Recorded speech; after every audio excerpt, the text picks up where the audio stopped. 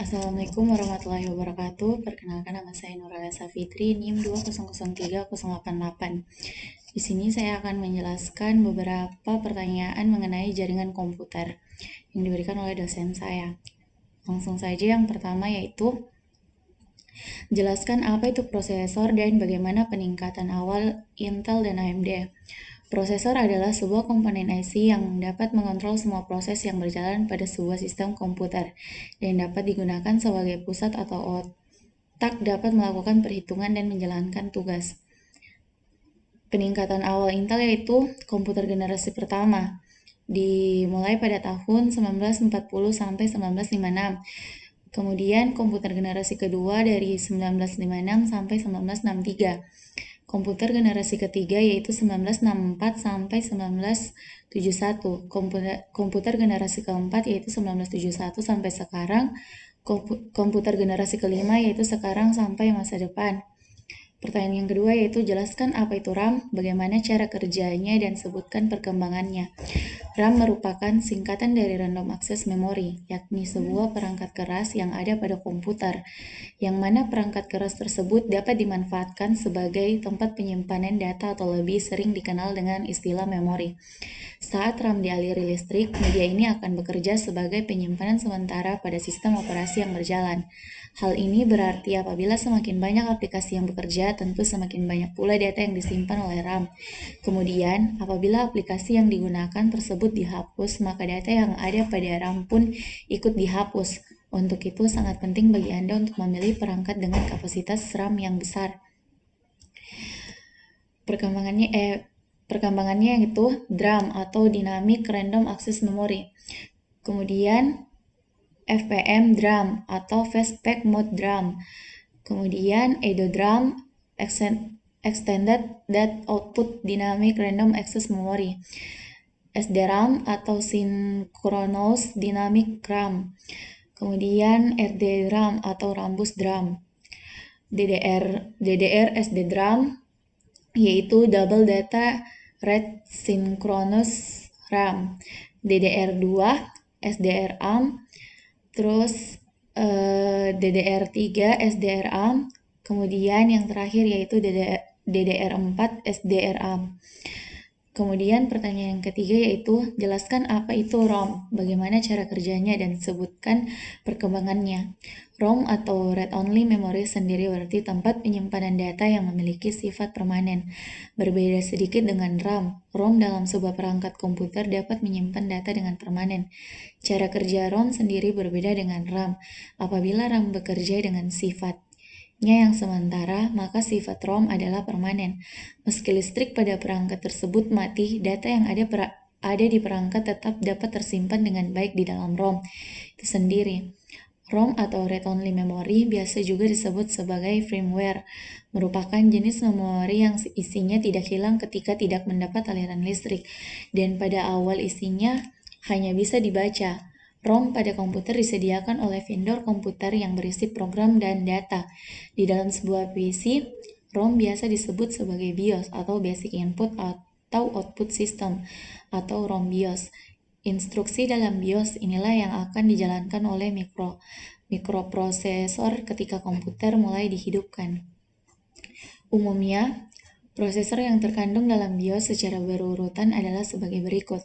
Yang pertama, memeriksa isi CMOS, membuat penanganan interupsi atau interrupt handlers, dan pengendali piranti atau device driver, menginisialisis register dan manajemen daya listrik, melakukan pengujian perangkat keras atau POS atau the power on self-test untuk memastikan bahwa semua perangkat keras dalam keadaan baik, menampilkan pengaturan-pengaturan pada sistem, menentukan piranti yang akan digunakan untuk menjalankan program, atau misalkan pirantinya adalah hard disk. Yang terakhir yaitu mengambil isi boot sector. Boot sector juga merupakan sebuah program kecil. Oleh BIOS, program ini dimuat ke RAM dan kemudian mikroprosesor akan mengeksekusi perintah-perintah yang sudah berada dalam RAM tersebut. Yang keempat yaitu jelaskan apa itu hard disk, bagaimana cara kerjanya, kapan digunakan, dan sejarah dan sejarah perkembangannya. Hard disk adalah komponen perangkat keras yang menyimpan semua konten digital. Cara kerja hard disk adalah dengan cara menyatukan setiap nilai yang terdapat dalam komponen platter. Pada komponen ini ada material yang bersifat magnetik dan terbagi ke dalam miliaran area dengan ukuran sangat kecil, di mana setiap area ini dapat menghasilkan gaya magnet yang digunakan untuk menyimpan hanya satu data, sementara yang memberikan gaya magnet data yang tersimpan adalah nol. Gaya magnet sendiri berguna agar data bisa tetap tersimpan walaupun perangkat sudah dimatikan. Saat kamu menyimpan dokumen atau data lewat hard disk, maka secara otomatis data akan tersimpan secara rapi dalam pola platter, di mana semua data yang telah tersimpan tadi tersusun dengan cara melingkar atau konsentris. Hal tersebut biasa dinamakan sebagai track. Untuk tiap track tadi akan dipecah ke dalam beberapa area yang dinamakan sektor dengan ukuran kecil-kecil. Pada hard disk ada sebuah sistem yang berperan sebagai tempat untuk penyimpanan peta informasi pada semua data sektor, di mana peta ini bisa mengetahui mana saja sektor yang sudah dipakai dan yang kosong. Dalam cara kerja hard disk ada sistem operasi pada peta bernama FAT atau File Allocation Table. Ketika komputer akan menyimpan informasi atau data baru, sistem tersebut melihat peta terlebih dahulu untuk menemukan sektor mana yang kosong. Kemudian sistem menginstruksikan write atau read head agar berpindah lalu melewati peta dengan tujuan untuk menemukan lokasi atau tempat yang tepat. Selanjutnya, data pun akan langsung tersimpan dalam lokasi tersebut. Yang kelima yaitu kapan ROM, hard disk berperan di komputer. RAM memerlukan aliran listrik agar bisa memproses data, seperti ketika komputer dihidupkan atau dijalankan. ROM akan tetap menyimpan data tanpa membutuhkan aliran listrik, seperti ketika komputer dimatikan. Data pada ROM tidak akan hilang. Yang terakhir yaitu hard disk. Cara kerjanya dengan menyatukan nilai-nilai yang ada pada sebuah komponen platter. Di dalam komponen tersebut terdapat material magnetik yang terbagi menjadi miliaran area yang sangat kecil. Yang keenam yaitu jelaskan tentang monitor dan sejarah perkembangannya. Monitor merupakan salah satu hardware dari komputer. Yang dimaksud dengan monitor adalah output device atau alat keluaran yang berfungsi untuk menampilkan gambaran pada layar dan sebagai interface atau layar visual yang menghubungkan antara manusia dengan komputer. Sejarah perkembangannya yaitu tahun 1855 sampai tabung Heinrich Geibler berhasil membuat sebuah vakum dalam tabung yang dilengkapi dengan sebuah pompa merkuri.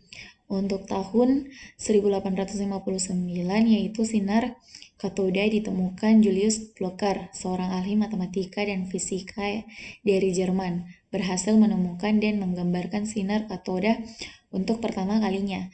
Tahun 1888 penemuan liquid kristal Fritz Renitizer, ahli kimia dari Australia, menemukan fenomena kristal cairan. Lalu membuat eksperimen dengan sebuah bahan yang memiliki dua titik cair. Tahun 1897 yaitu tabung Brown, Carl Ferdinand Braun mengembangkan tabung sinar katoda dengan memperkenalkan aplikasi pertama dengan menggunakan osiloskop. Tahun 1930 siaran full elektronik. Manfred von Ardenne, ilmuwan Universal Knowledge, berhasil membuat siaran televisi full elektronik pertama. Pada tahun 1931, ia memperkenalkan penemuannya di ajang International Radio Show Berlin. Tahun 1963, penemuan liquid kristal Chain Bipine George Gray, ahli kimia dari Universitas Hull, Inggris, menemukan kristal cairan Biphenyl. Kristal ini menjadi dasar untuk pengembangan bahan kristal cairan stabil yang digunakan pada LCD sampai saat ini. Yang ketujuh yaitu apa itu FGA, macam-macam FGA. FGA adalah singkatan dari Video Graphic Array atau sebuah tipe standar koneksi yang sangat penting pada perangkat video maupun gambar seperti monitor dan proyektor. Umumnya, FGA berbentuk kabel port konektor yang digunakan untuk menghubungkan monitor ke kartu video. Umumnya, FGA card dibedakan berdasarkan jenis memorinya. Untuk FGA card berdasarkan daya penyimpanannya atau memori, dikenal sebagai VRAM, Rambus, SG-RAM, Dynamic RAM, hingga EDO-RAM. Selain dari jenis yang diklasifikasikan berdasarkan memorinya, FGA juga memiliki jenis berdasarkan fisiknya, yaitu FGA add-on dan FGA on-board. Yang ke-8 yaitu, mengapa di seluruh komputer dimulai dengan drive C, kemana A dan B?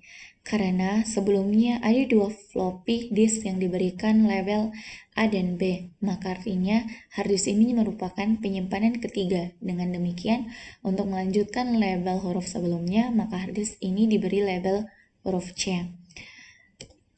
Sekian dari penjelasan saya mengenai beberapa pertanyaan. Bila ada kurangnya mohon dimaafkan. Wassalamualaikum warahmatullahi wabarakatuh.